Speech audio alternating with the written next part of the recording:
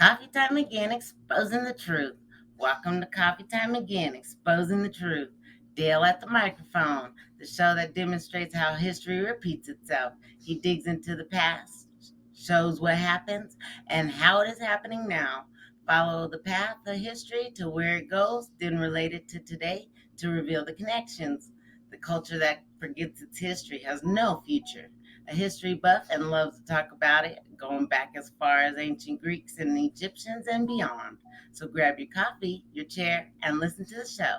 Hope you enjoy. Good morning, Mr. Diggs. Dr. Diggs, I'm sorry. How are you doing today?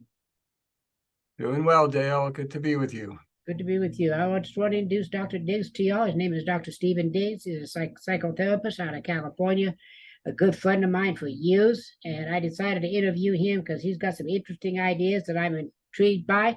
He's not a conservative, which is, put it mildly, but he's a good man. And I'd like to have him around, and I still talk to him on occasion. So anyway, let's have a one more round of applause, which I know I can't hear in you. But anyway, for Dr. Stephen Diggs. Dr. Diggs, introduce yourself for briefly. Well, to address what some might consider the elephant in the room, GOP reference intended, we are very different in our politics. You're quite conservative and I'm quite liberal. But I think that's something that is very right and beautiful about who we are as friends, because the idea that that we must be at war with each other, is a bad idea. And you and I both know that. And so we can have our differences, but also listen respectfully and also learn from each other.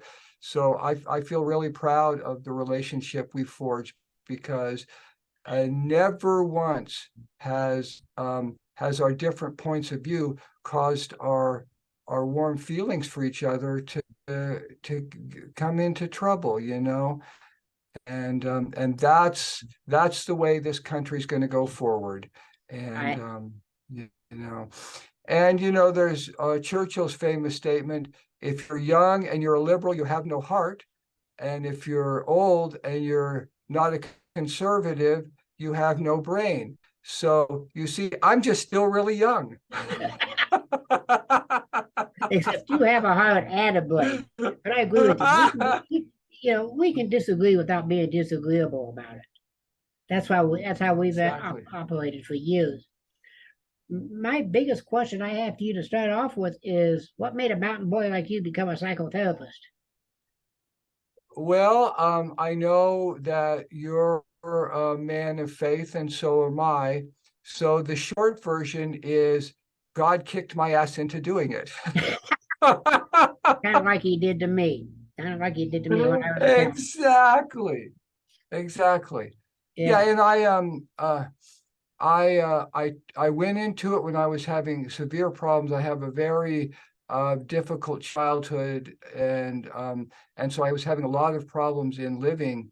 I was a very damaged person when I was younger, and I went into therapy several times, and it didn't work for me, and so I became very jaded towards it all. And yet it was the only place I really had any talent. Every time I'd show up and start participating in this kind of psychotherapy world, I would be very successful, but I didn't think it worked. I didn't like it. And one time during a very long prayer moment, when I was just so lost vocationally, I was just praying and I was asking, tell me what you want me to do, God.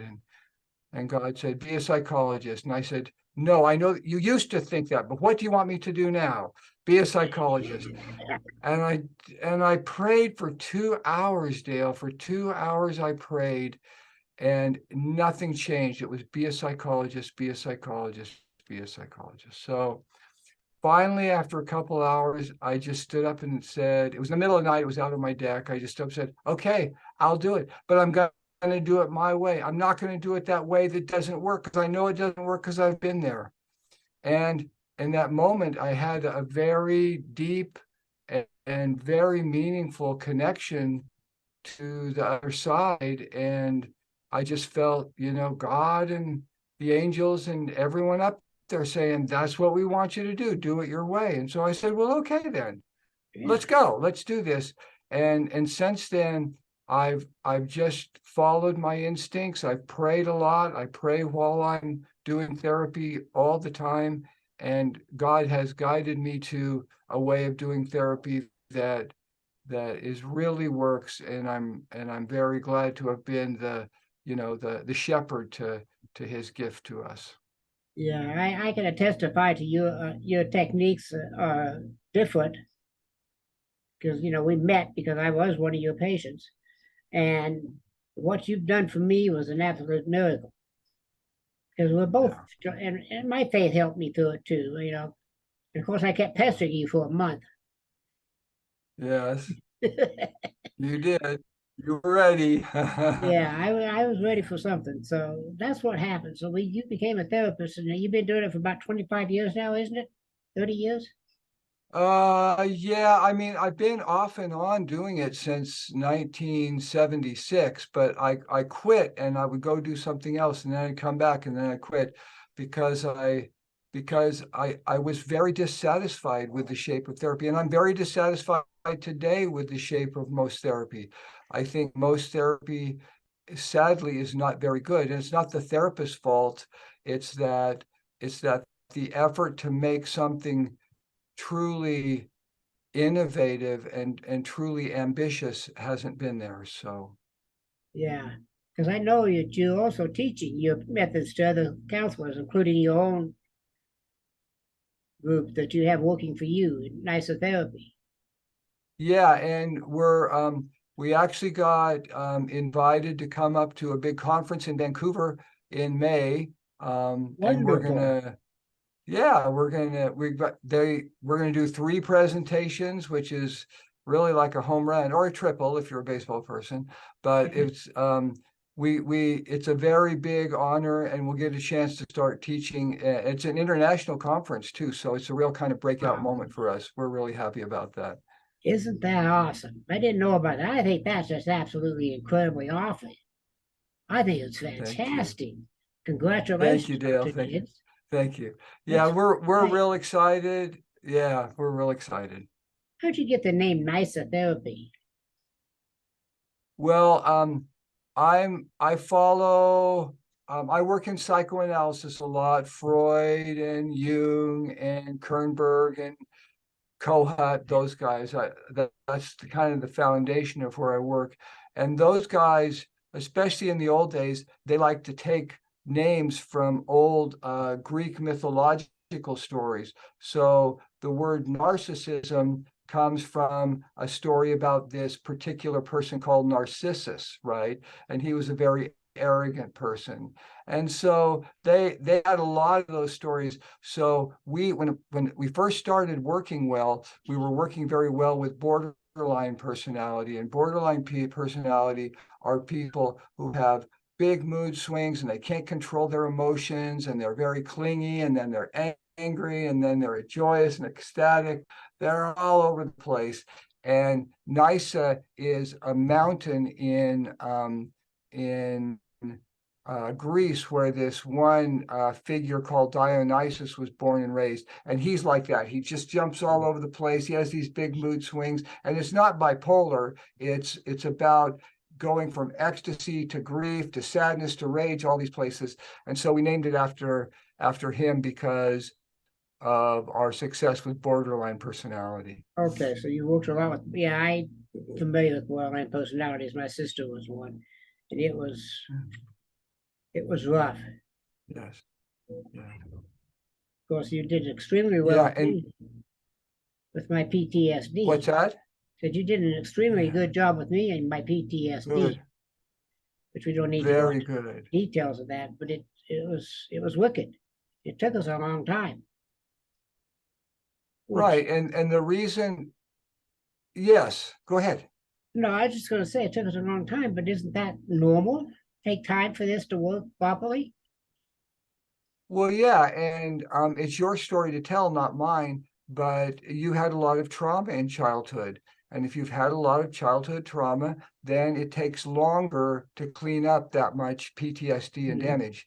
But yeah, it does take a while to get there, but um, not it's still fairly short if you consider the span of a lifetime and getting a chance to Yeah, live more well. Mhm. yeah, I understand that. So you're also writing a book, I understand. You have been for a while, I know. Well, we've moved away from the book and we're just doing it now as a as an online course, a video course, Oh, okay. because we've decided that the modern audience that we're looking for, people in their 20s and 30s, they don't read a lot of books, but they do look at a lot of videos, right? And Yeah. so yeah, so we're moving in that direction. So it's an online video, and we're making a lot of progress. We've probably got, let's see, 7, 8, 9, 10, 11, 12, probably got 14 videos done now for our course. Good. But by the time we're done, we'll have 140. So we've still got a long, A long ways to long, go. long way to So go. That's interesting because it's true because I am into audio books. You know, I lay yes, down at night with my book from Audible and listen to my audio books, that's right. but I won't read one. But I'll listen to one for several hours at That's night. And that's the same way I feel yes. about I was a blogger at first before I became a podcaster. Then I discovered people were not reading 35, 45 hour long dissertations, but they'll watch a That's 45-minute right. hour video, but they won't read that long, which is the reason I became a Exactly. podcaster because I get my message out that way.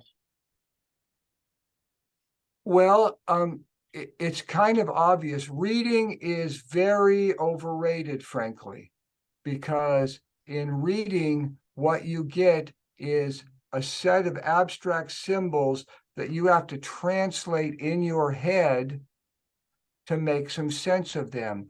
But you are only using one sense, that's your eyes, and you're only using one process, and that's the translation of these abstract things called letters into meaning, right? Mm-hmm. If you've got a a podcast, when I say podcast, there's intonation. You listen to the voice. So you're getting the meaning of the words, but you're also getting the feeling underneath it. What's important to me? What am I emphasizing? Where does my voice get quiet and calm? And so the move to a more verbal and visual kind of way of doing things is involving more of our senses, and senses that give us much more meaning than just a phrase in a book. Okay, I understand that. I didn't know the dynamics of it. I just knew that that was what was happening. So I switched to become, the podcaster. And Yes. because I want to get my message out, which is history, as you know, because I'm a big history buff. And oh man, I just lost the question I was going to ask. I'm sorry, Dr. Diggs. That's Had a okay. good That's question. I okay. totally lost it. We know how that goes with us old folks. It'll come. We got a lot of Yeah, time. It'll it come sure back. will. I can remember first time we met, which was February 19th, 2019. After bugging, I called you every week, I think it was, or every week for a month to get an appointment with you. Finally got tired Yes. of listening to me and get an appointment. No, I knew you were going to do the therapy. I knew you had absolute commitment, and you were committed all the way to getting well. So I couldn't say no to you. Yeah, I still am. I still have a therapist. He's new in the field. We're going to try Right. some EMDR next week, or this week if it Good. doesn't snow tomorrow, which it's Good. supposed to. So we'll see how that works out with me. I've done EMDR before. You don't do that, do you? No, I don't. You don't. So Not, you're not basically because I'm against it. No. you're not against you're against it. No, I'm not. I think Oh, it's a fine thing to do. I've got no problem with okay. it. Oh, okay. I was just wondering because I know that you don't do it. You do a lot of the start type. Isn't that it?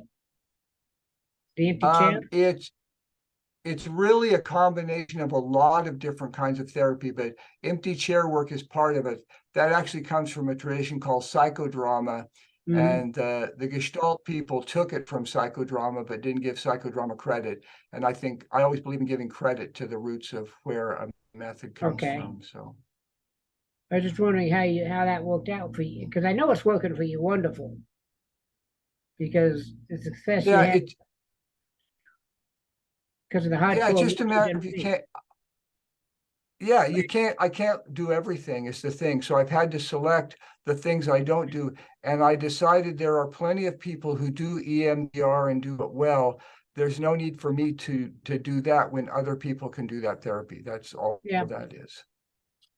So how many people you have working for you now? Let's see. 1, 2, 3, 4, 5, 6, 7, 8, 9, 10. 10. Because I know when you and I first started together, you didn't have that many. You had 2 or 3 working for you in the very beginning, way over there. And then you moved on me 2 or 3 times. It got me all confused. Yeah, yeah. It's just I'm very interested in what motivated you, because I know you wrote a book. Or didn't write a book. You wrote your Right. thesis or whatever they call it for your PhD, on a very controversial topic. Because some people are just very they don't want to talk about it. It's still taboo to even talk about it, let alone anything else. And if you don't mind, that was pedophilia. You wrote your graduate work on. Can you Yeah, ask? it was pedophilia was part of the dissertation.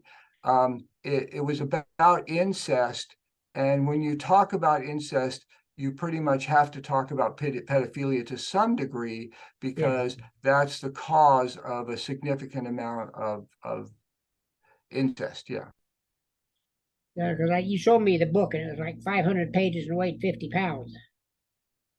yeah, it was huge. It is. And I didn't read it, obviously. So you turn it into an audio book The audiobook's coming out, Dale. Exactly. Yeah, in about 50 years. yeah. So I was just wondering what brought you to do that with as your basis of your thesis, incest. Well, I mean, sadly, I have my own incest history. I was the victim of incest, and it damaged me a lot. And so, writing on it, and working on it allowed me to get some kind of perspective and knowledge about what had gone so wrong and why it had gone so wrong. So it was because of my own history. Well, I was also a victim myself, so I understand what you're talking about, and it's very difficult to talk about even today, after all these years of working with you and other over the years. But you've done the most work with me on that over the decades, over the time that I've known you. My question though is, I know that we've talked about this before, I believe that you don't you most people say you can't not cure a pedophile, and you don't believe that, if I remember correctly. You No, no, I've I've successfully treated 3 people with pedophilia. Now that we have to watch our language here a bit, Mhm. because there, when you say is someone a pedophile, then you're saying that their identity, who they are, is part of this disease, right? Mhm. Is part of this disease. Or you can say somebody has pedophilia, and then their identity isn't as someone who has pedophilia, it's just a disease they have. So people who we would say that they are pedophiles have tied their identity up in that disease. People we would say who have pedophilia have not tied their identity to that disease. And that would make it easier to treat if they don't identify part of their Yes. identity. Now, Okay, I yeah, got now you. see that? Now, the problem with most people who are pedophiles and who say they are pedophiles is they don't want to change. They don't want to change. But the people I have worked with who have pedophilia don't like it. It's a curse to them. It feels horrible to them. It's like having borderline, like you're saying your sister had. She didn't like having that disease. She isn't a borderline. She has borderline. And if you're someone who has pedophilia, it's a real curse. You don't want to have that. It happened because of your own developmental trauma when you were growing up as a kid. You got stuck with that disease because of your own trauma. And then when you get stuck with that disease, you're starting to grow up and, you're hitting 16, 17, 18. You're going, oh my God, I used to like this little girl when I was in the fourth grade, but I still like her sexually. This doesn't feel right. I want to like women who are my age. And yet that curse is still there circling around. Well, if people like this come in and they don't want to have that disease, well, yeah, we can take it away. It's actually not as hard as most people would imagine. Okay, I understand that a lot because, when you identify as something, you make it a part of yourself and who you are. And if you don't identify with it, it's just something you have. It's like a cold. You're not a Exactly. cold, you have a cold. Exactly. Okay, I got it. I understand. And that makes it very interesting and makes it easier to understand and how, because, you're right. There are people who don't want to change. I know bunches of them. I had them in Yeah. my own groups when I was a counselor Yes. that they just, whether they were alcoholic or some other type of mental health illness, they just didn't want to change. They fought you tooth and nail. It just wasn't, didn't concentrate so much on them as they did on the other ones who wanted to change. So I put my energy. I'm sure you Exactly. do the same thing. Yeah. Of course, you're able to select your patients a lot better than I was able to select my clients. Well, yeah. Yeah. Because I don't imagine you get You too were many working court drug. ordered. I wouldn't imagine you got too many who are No. court ordered. No. So the court ordered treatments for this. Well, first of all, the people who don't want pedophilia actually rarely act out and hurt somebody. They don't do it that often. Because they don't want to do it. They don't like it. It's horrible, Whereas the people who are pedophiles, they're going to act out because they really like it and that's what they want to do, and no one's going to stop them, right? All right. And so the people who have pedophilia don't get involved in the legal system as often as the people who are pedophiles, right? Okay. Um, but both of those people, if you have someone who has pedophilia and they do act out, they will get involved in court-ordered programs. Now, the court-ordered programs can be helpful. I'm not opposed to them, but they are using methods that are quite antiquated at this point. They're using. As you know well, I'm very familiar with one of them for two other reasons other than being court ordered, but very familiar with one in particular that we both know is, in my personal opinion, she's dangerous, but that's beside the point. We don't want to get there.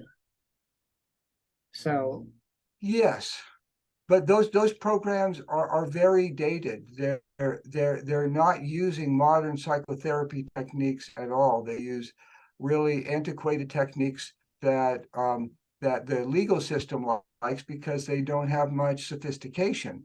So the legal system says, "Oh, we've got a bad person. We're gonna drive them to their knees, make them have a hallelujah moment, and then come back and say, I'm sorry, I'm going to change, and then change." It's a very punitive approach that the legal system has. And it's just not subtle enough. It lacks so much psychotherapeutic subtlety. We are way beyond that kind of stuff in all the other things that we do. So I work mostly with personality disorder, but you consider having pedophilia a form of personality disorder.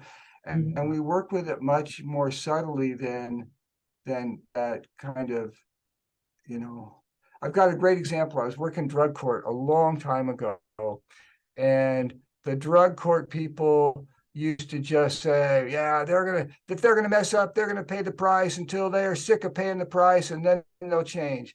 Well, no, that's not how most people change. It's because they're sick of paying the price. You can't punishment does not work to change behavior. All you have to do is look at our legal system that has an over 60% recidivism rate. Yeah. If you want to lock bad people up and keep them from hurting society, let's be honest about it. But if you're pretending that you want people to change, punishment isn't the way you do it. It does. Punishment never works. Your discipline works, not punishment. I've said that for decades, Dr. Diggs. That if you want somebody to change, you discipline them. And according Well, I'd even evolve that a little bit further and say, if you want someone to change, you empathize with them and understand their dilemma. yeah, the society is going to extract its pound of flesh, but if you do it through a disciplinary method rather than a punishment method, because according to what I have read is that discipline is the effort to cause a change of behavior through the use of pain. Discipline is to affect behavioral change through learning. Right. That's Yeah, what I can I've go been with that. using for years as my benchmark. But, Yeah. the learning, and then that's the way But I don't, based my groups on was on learning rather than punishment. yes, but Dale, you're a very kind and empathetic person. What you had to teach them sunk into them because of your empathy. Oh, okay. I mean, I wish I could get back into therapy, but it's not going to happen. But I Right. mean, back into doing it, not being it. I'm already in it, but Exactly. Right. So those programs. So anyway, the story about this guy. So we had this woman who she'd been a meth addict since she was 15. She was 28. Most of her life she'd been a meth addict, and she got into drug court because she said she wanted to change, but she just kept relapsing because she was an addict, yeah, well, yeah. And right, and so we I had a really good judge, because the other judges, they just say punisher, punisher, punisher, punisher, punisher, right? And he really wanted to hear what we had to say about how to help her to change. So she relapsed again, and the typical drug court thing was 2 weeks in jail. So I went to her and I said, she started going to CYA, California Youth Authority, by the time she was 16 or something, which is, juvenile prison. And so I said to her, okay, you've relapsed again. She goes, I know. And I said, would it help you to change to have 2 weeks in jail? And she said, oh God, no, 2 weeks in jail is just a long nap for me. I go in, I rest, I kick my drug, I come back out, I'm ready to use again because now it's going to get me higher. I said, okay, so 2 weeks doesn't do you any good. No, it just makes me ready to use more. I said, okay. I said, so what would help you to change? And she was shocked that someone was asking her what it would do to change. And I said, what would help you to change? And she said, if you made me do my first step, because she knew the 12 steps of recovery, right? The AANA 12 steps of recovery, Narcotics Anonymous. Make me do my first step. And I said, okay. I went and talked to the judge, and we set up a plan. And it was so beautiful because it's her turn in court, and I was always in court. And so she comes up, and the judge was very thoughtful, said, oh, I hear you've relapsed again. And she goes, yeah, Judge, I'm sorry, I have. And he goes, well, okay, here's what we're going to do. I've arranged to have your sponsor in the room next door to the court, and she's waiting for you over there right now. I want you to walk into that room, do your first step, and then come back and tell us when you're done. She started weeping, Dale. Oh, She yeah. started crying. She said, "Thank you, Judge. Thank you. Thank you." And she went in there. She did that first step, discipline and empathy, both of our Right. approaches. She Right. did that. She was disciplined. She wanted to be disciplined. And she came back out, said, "Thank you." And the last time I saw her, she had a year clean and sober. That's wonderful. You know, that's just the way I've had clients that way too, that I've just had to say, what's it going to take you for you to get honest with us? No. You know? Listening. They want to be listened to. Yeah, they And want to the be heard. punitive approaches, even when you get into the theories of change, if you go into behaviorism, how to make a pigeon do something, how to make a rat do something, you know the least effective way to train them? Punishment. I know. I know that. It No matter it what you it train. doesn't work. No, It it doesn't doesn't work work. for doesn't work for humans. It doesn't work for animals either. Punishment never works, ever. No, You know? it does not work. Shame doesn't work very Um, well either, Stephen. no, Shaming somebody is not going to work either. And that's what the judicial system is it doing a doesn't. lot of with certain members of the population that they get involved with is shame. Keep them shamed and feeling, you know, like I said, I've dealt with people who've been involved with had to come to my groups as well as the court ordered sex offenders groups, and they were talking about being shamed for life. You know, they had done something bad but relatively minor. You know, nothing real nasty, didn't really hurt anybody, and they're shamed for life because they have to be on the registry. And of course, California now has a tier system. You know, you got 10 years, 20 years in life. But if you're on that registry, it's the way they were talking, it was just pure guilt and shame. They were being shamed every time they had to go in. It was or they were jobs, housing, everything was affected by it. No. And I don't think that works either. No, shame is punishment. And if you look at the one famous psychoanalyst, Eric Erickson, he developed the psychosocial stages. And the stage that's opposite of shame is autonomy. So if you insist on shaming somebody, you are robbing them of their autonomy. And if you want someone to get well, you have to make them more autonomous, Yes. more working out of their own desires to be well. Now, let me tell you, there are truly bad people out there.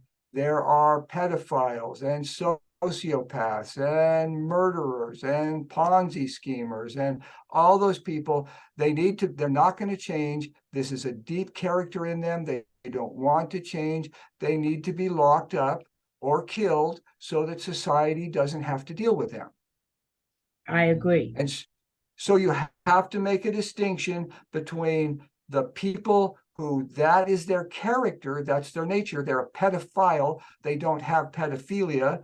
They're a criminal. They don't have antisocial personality. I mean, you have to make that distinction. And if you're a truly bad guy, I'm sorry, your life isn't worth much to us. So spend it in prison or we can kill you. It doesn't matter. But Yeah. now that's not very many people. Most people who are involved in criminal activity are damaged, hurt people who would like to be better. Yeah. I noticed that in my own practice. I had a lot of people. You know, the ones that I had the most trouble with in recovery are the self referrals. Yes. I had more trouble. I mean, they made it. A lot of them made it, but it was a struggle for them. even though they wanted it because they came into group on their own, although they said they did.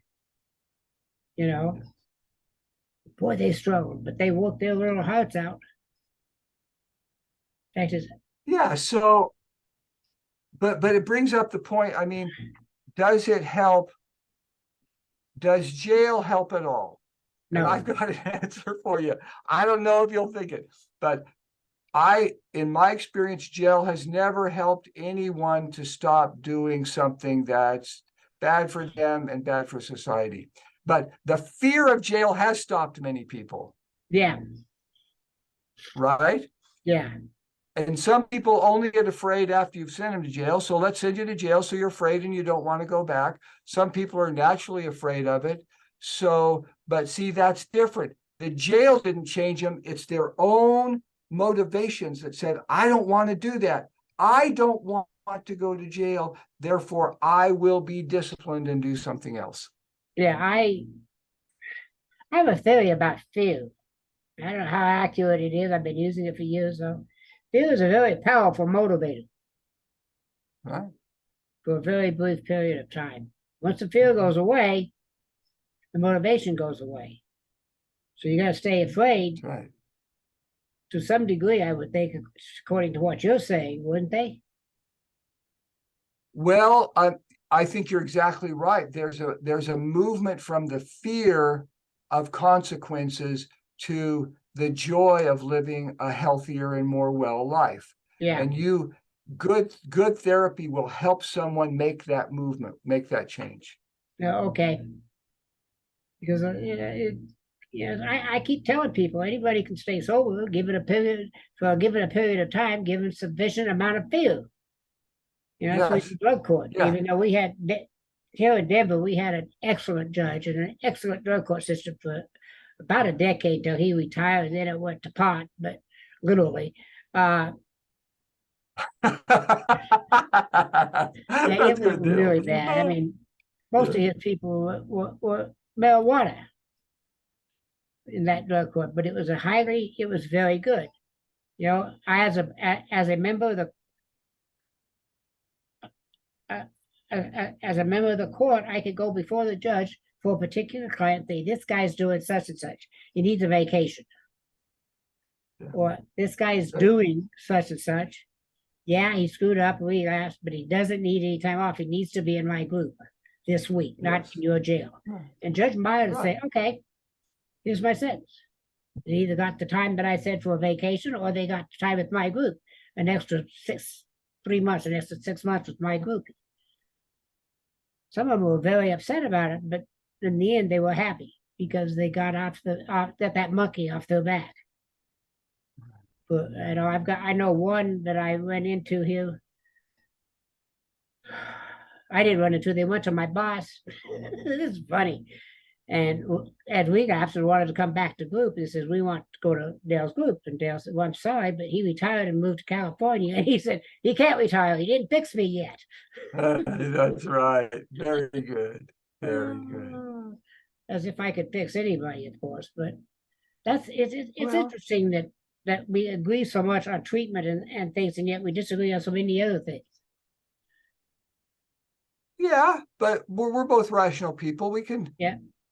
I can find the truth in your point of view. I can let my point of view be modified, not changed at its root, but modified. Yeah. Yeah. I just finished. I'm going to record it later today, I think, on climate change. And it's from your point of view, from the liberal side. It's supporting climate change. I've had to change my mind because I run across some facts that I couldn't dispute. I couldn't figure out, And the gentleman who did it, his name is Bill McKibben, who's through my church. He's Oh, really?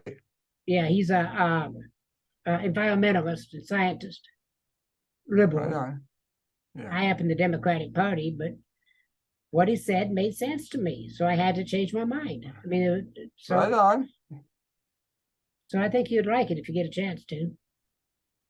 Good, and you're out at the forefront, but there are more and more conservatives who are starting to say there's something to climate change, and There is. so that's and and and if you can't change your mind with facts, I really don't care if you're liberal or conservative.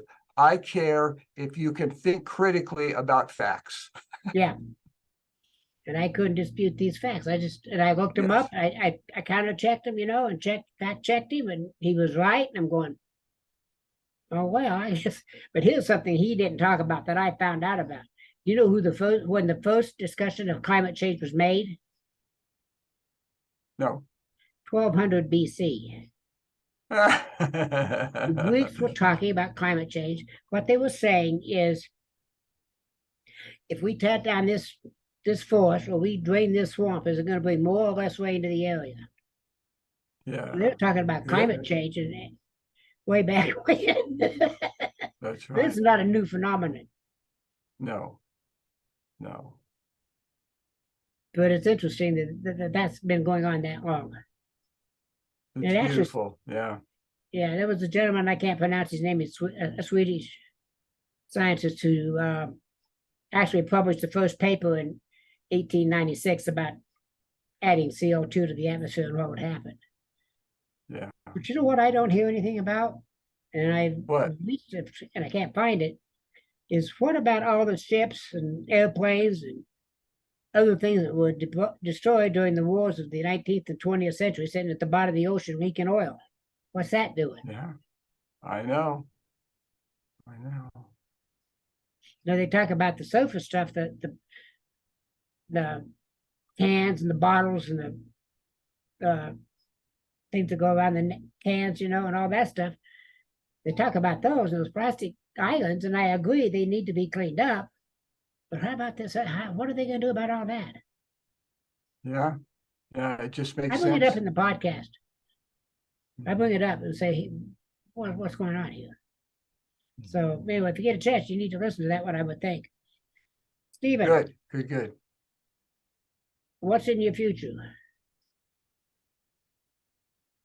Well, we do want to have a positive effect on psychotherapy, on the world of psychotherapy.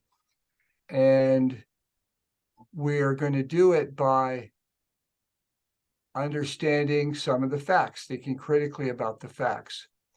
And the first fact is that a bunch of PhDs like me write books about therapy for other PhDs to read.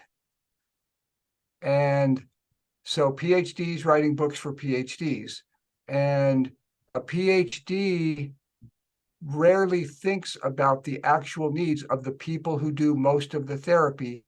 And they are master's level therapists who are more feeling type people and not thinking type people. They don't want to hear theory. They want to be shown how to do therapy.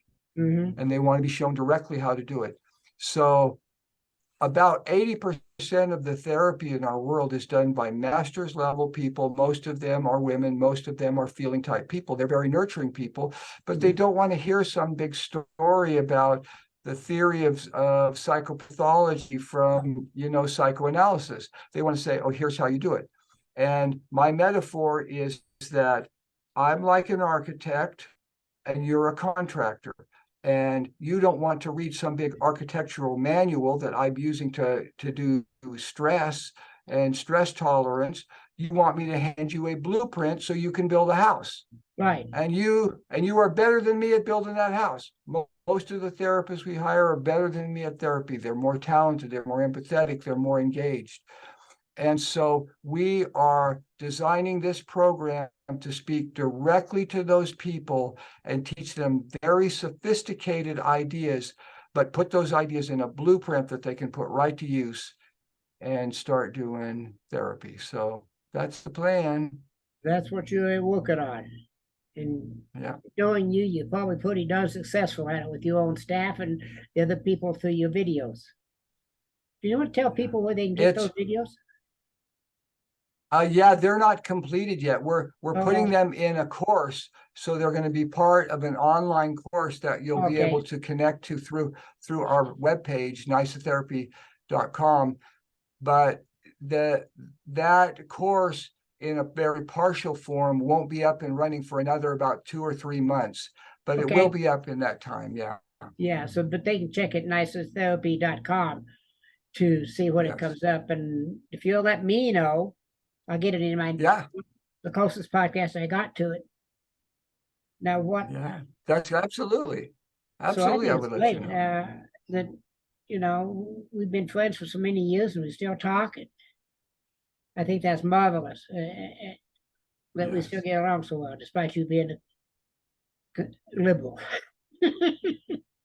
which is nothing wrong. I know. There's nothing wrong with being a liberal No. because you're willing to No. look at You the know, facts. I'm a real George Will fan. I don't know how you feel about George Will, but George Yeah. Will says that there is a rhythm to American politics that's pretty obvious if you think about it, swinging back between conservative to liberal to conservative to liberal. And he says that rhythm is actually a very healthy thing, Yes, I right? agree with George And Wells. I'm so, not a big fan of his, but I understand what he's saying. I think it's true. I just finished a book, and I know you don't particularly care for him, but Glenn Beck. It's a fiction. yeah, I like Glenn okay. I have some real problems with him, but yes, Well, I like yeah, him okay. I have a few problems with him myself, but he wrote two fiction. He Right, wrote several fiction books, and two right. of them, Agenda 21 and Agenda 21 Into the Shadows. They're both fiction. Huh, really?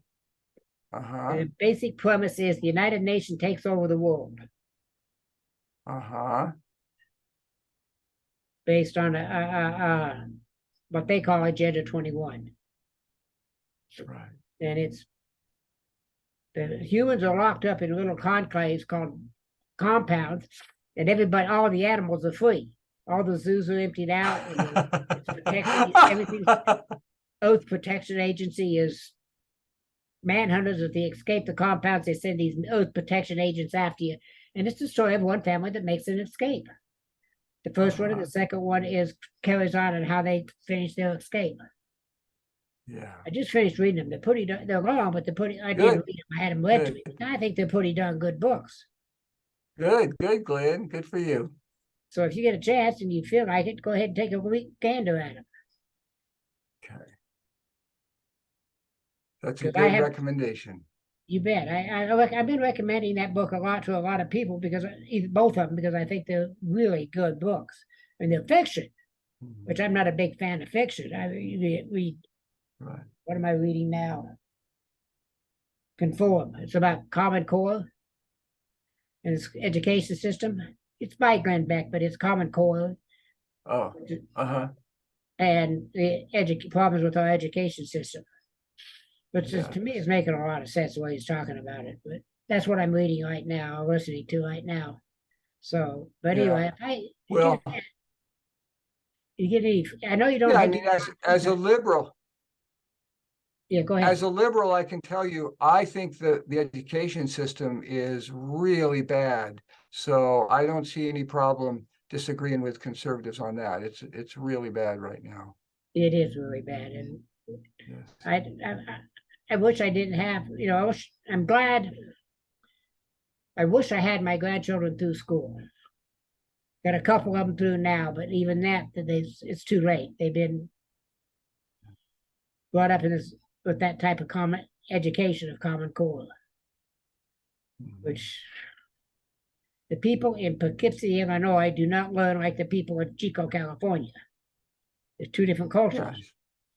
You can't have them Yes. the same, in my opinion. Yes. And I think you agree with that statement. Yes. Yeah, I do. I do. So, but anyway, if you get a chance, I'd highly recommend Agenda 21 and Agenda 21 into the Shadows Okay. because they're really good books. Good. It's, nice books. And anyway, I'm going to shut off the recording now, and we'll continue our discussion. Okay. Of course, let you in on a couple of things more that we need to get done because we've got about 10 minutes left here before I have to shut it off. But just hang tight for Thank one you for second. listening to the show. There are show notes and a place to comment at https colon // coffee time again.libsyn.com /website. He hopes that you liked what you heard and will tell others about him. Dale is attempting to get a following that both disagrees and agrees with him. He does not want yes men. If you disagree, wonderful. He is happy to have you here as a part of the Coffee Time Again team. Dale does not talk about the news of the day. He is attempting to give a history lesson that is just as important about what is going on in the headlines of today. Please do not hesitate to contact him. Just remember that Dale wants a clean show, meaning no cussing, name calling, yelling, or hate allowed. You can disagree with him and not be disagreeable about it. Support him and help keep this alive. https colon / glow.fm / coffee time again.